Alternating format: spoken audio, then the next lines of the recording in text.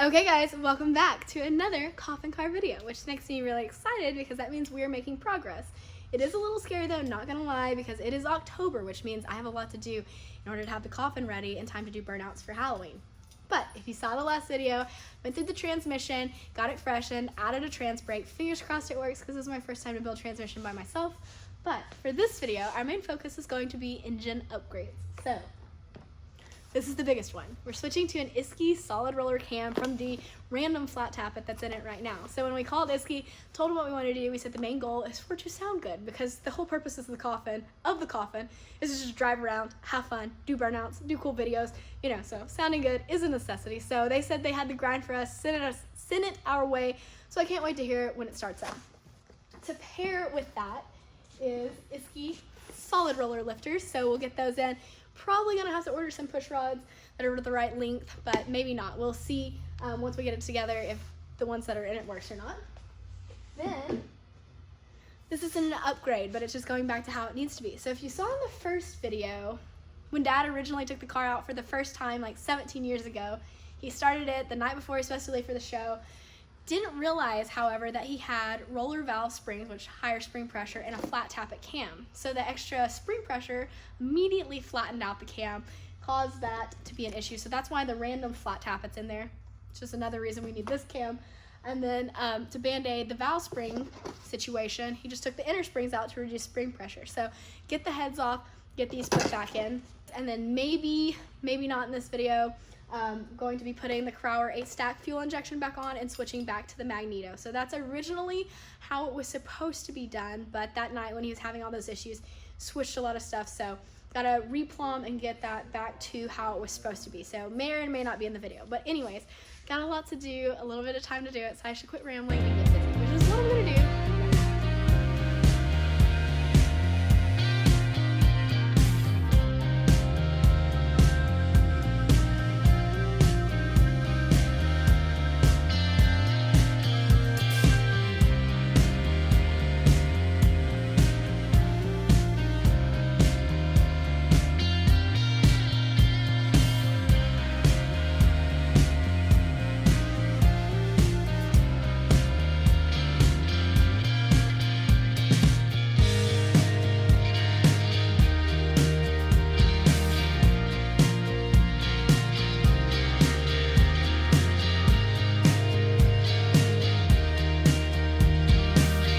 Back on coffin motor today. So the other day when I left off, I had left with quite possibly the biggest mess that I've ever made. So I flipped it over to take the pan off just to like check everything. And I totally drained the coolant, but there was a lot in the block that I didn't realize was there. So that was a mess in itself. But then the oil wasn't drained. The oil wasn't drained. I don't know why I thought it was.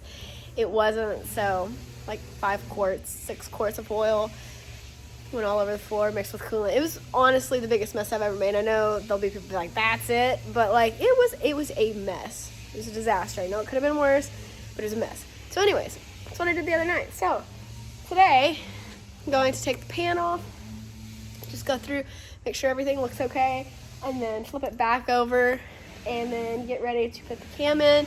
That way we can get ready to figure out what push rods we need, make sure get measurement there, and start going back together. So really, there's not that much to do, but I say that. We'll see. Something always happens.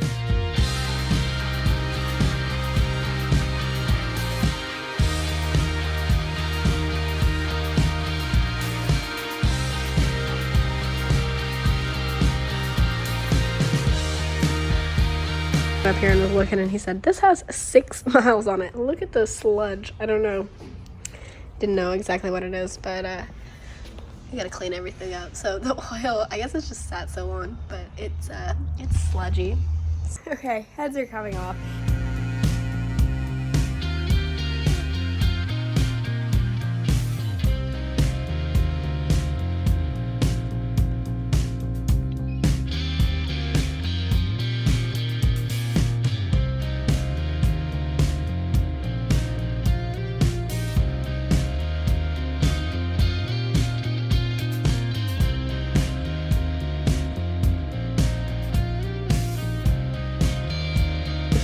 this, not because it's my proudest moment, because I've only made a ton of messes with this so far. And if you saw the time lapse in the last one and you paid careful enough attention, you saw what happened. I popped the head off and I guess it just slipped out of my head. I don't know. I kept it from hitting the ground though. Got it to hit the bucket nice and soft, but splashed oil everywhere. So when I flipped it with the oil still in it, it brought light to a problem we didn't know about. So there was actually oil in the chambers. So I ended up, when I pulled the heads, noticing this, and as I flipped it over. So we ended up pulling the pistons later, and all the gaps were in a line and everything. So it ended up being a good thing that we pulled it apart and cleaned it up. So where we left off the other day, got everything all cleaned up. Now what I'm gonna do today, got the driver's side head up here. I'm gonna take the number 1 valve springs off so that way we can put checker springs on, and that way we can check piston to valve clearance. This right here is not, we don't know if that was cut in or if like valves have smacked, but it's not from this combination. Dad didn't put this together originally, so we're gonna put the checker springs on and then come check piston to valve clearance. And then if there is not clearance, which we're not sure of, cross that bridge when we get there.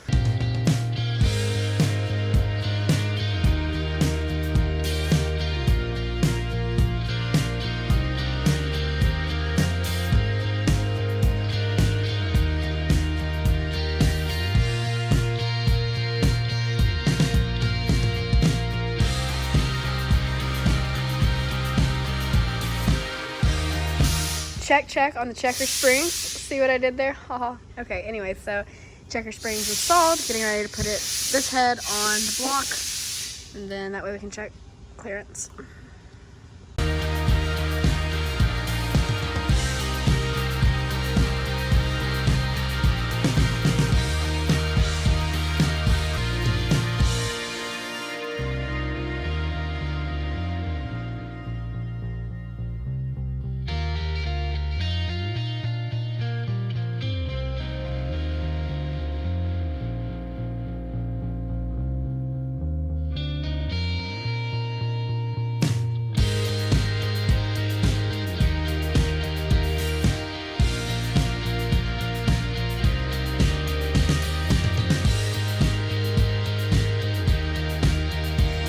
Okay, checking clearance. So thought we might be in the clear, but not. So on the intake, there is almost no clearance. Might what is be that? 15 thousandths.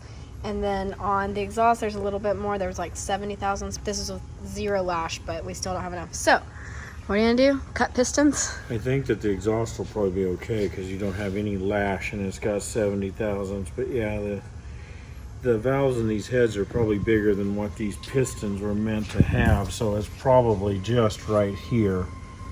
So we'll probably pop the pistons out and fly cut that area right there is what I suspect. You know, I don't think it's hitting down there. I hope not. So take the head off and then put clay on top of the piston, and then we'll check and see where it's actually hitting, so that way we know what to cut.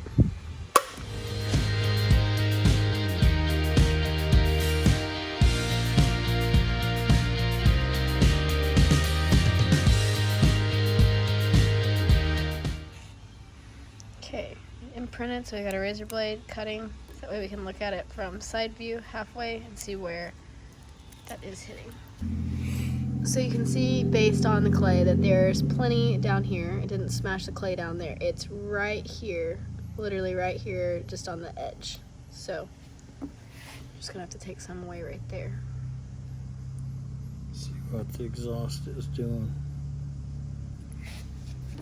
So we're gonna leave the exhaust as is because where it's hitting is actually in the pocket itself. Dad was just over here explaining. So right here you can see, because see the wall, it's not even hitting back here. It's got plenty of room. So 70 thousandths with no lash is where it's hitting in the pocket, as opposed to this side where you can see it's going all the way into that ledge edge right there. So leave the exhaust alone and then take some off the edge of this intake. Okay, Dad's gonna explain what we're doing here. So I'm gonna preface, this is not, as you're saying, not necessarily what you would do, or a maybe a higher quality motor. But explain what's going on here. This is like a high performance engine from 1962, so we're not too worried about it. Nothing high performance about it. It does have forged pistons, but they're TRW, so they're basically junk. But so you can see that valve comes right around and was hitting. This pocket was not made for a 2-inch 050 valve. That's a big valve for 1962 or whenever they built this engine. So all we're going to do is we're centered right here, pretty close. It's all a guessing game. I'm lightly clamped because, and I've got it kind of fixtured up where we can put 4 more of them in, one at a time, and then we'll have to move it over because it's a small block and the supports are Siamese.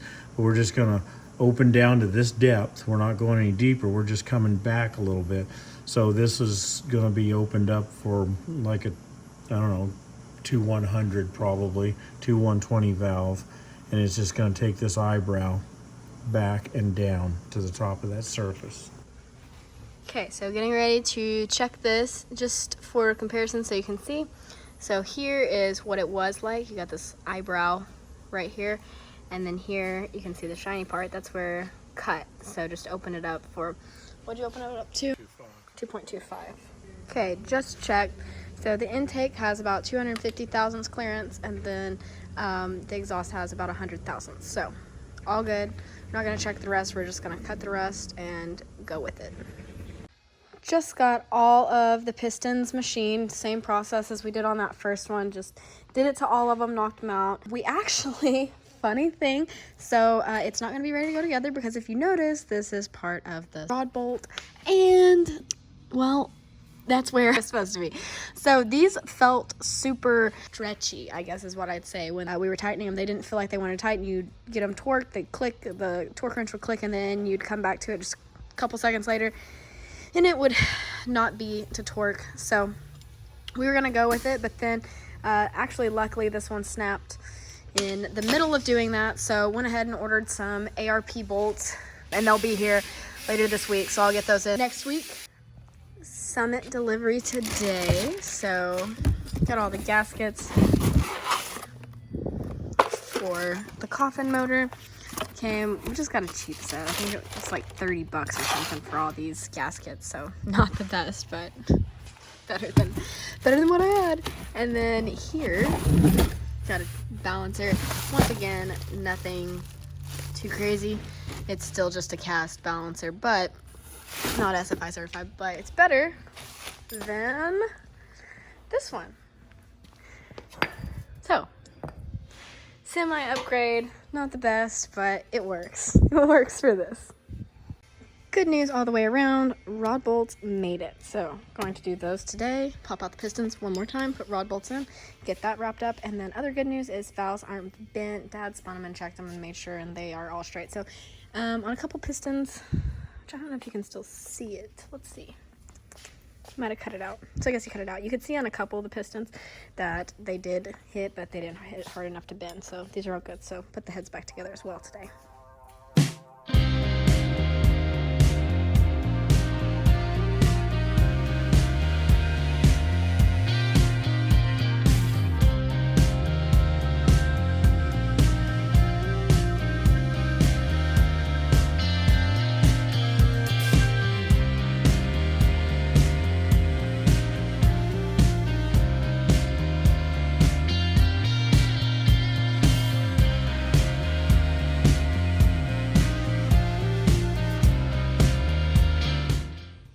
Heads are all back together now, sitting down there.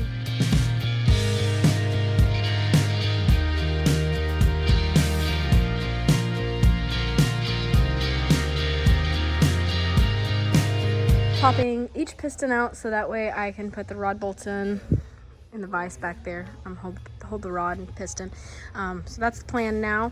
Gonna do all 8. I've already done number 1. Got 7 more to go.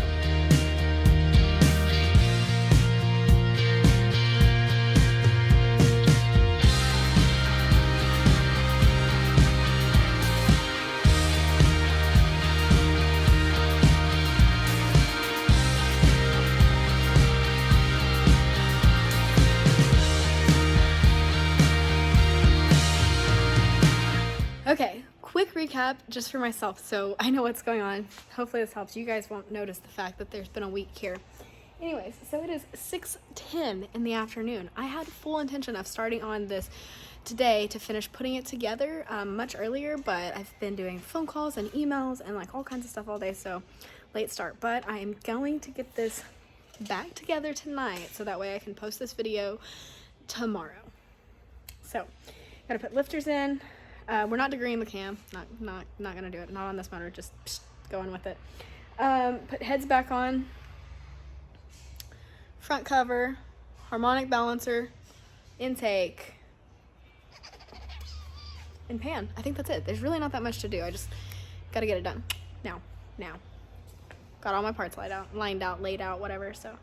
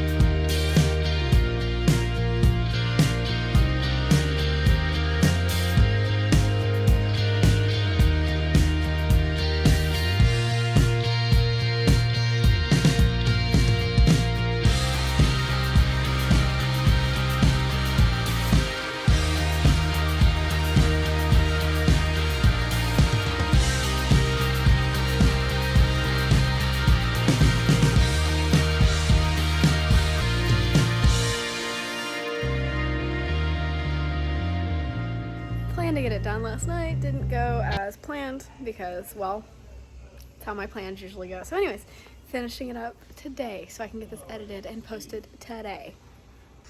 Left off with getting the Isky Lifters put in. About to put rockers back on now.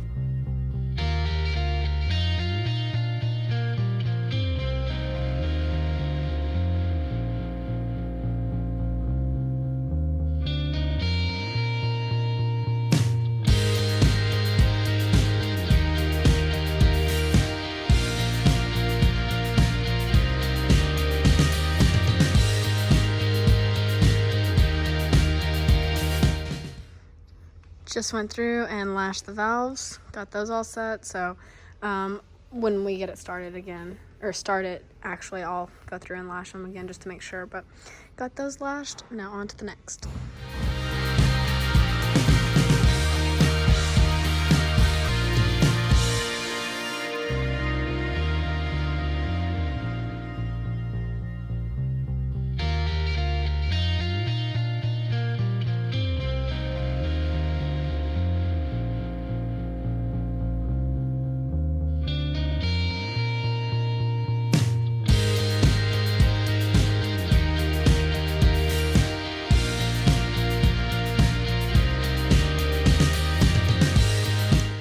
Got it flipped over. I got everything done top end wise, and now I'm gonna go ahead and put oil pump back on, put the oil pan back on, wrap that up as well.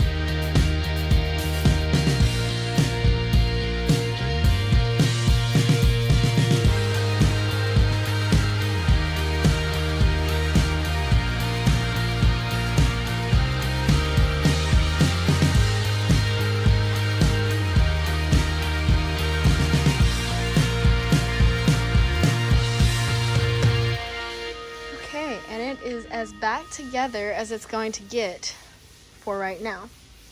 So I still have to put the intake on. I'm trying to decide. So we are putting the cryo fuel injection on. That will go back on. However, because of time, it's already October 14th.